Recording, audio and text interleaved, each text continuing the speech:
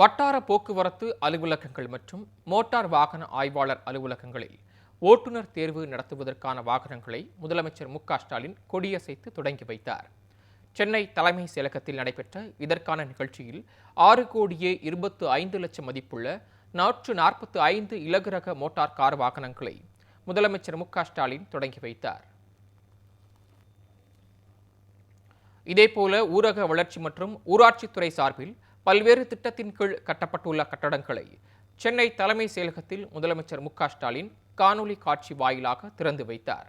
அதன்படி குழந்தை நேய பள்ளி உட்கட்டமைப்பு மேம்பாட்டு திட்டத்தின் கீழ் 155,42 லட்சம் ரூபாய் செலவில் கட்டப்பட்டுள்ள 1000 புதிய வகுப்பறைகளை அவர் திறந்து வைத்தார். அதனைத் தொடர்ந்து 20,54 லட்சம் செலவில் கட்டப்பட்டுள்ள 50 கிராம ஊராட்சி செயலக கட்டடங்கள், 24,39 லட்சம் செலவில் கட்டப்பட்டுள்ள 102 ஊராட்சி மன்ற கட்டடங்களையும் முதலமைச்சர் திறந்து வைத்தார்.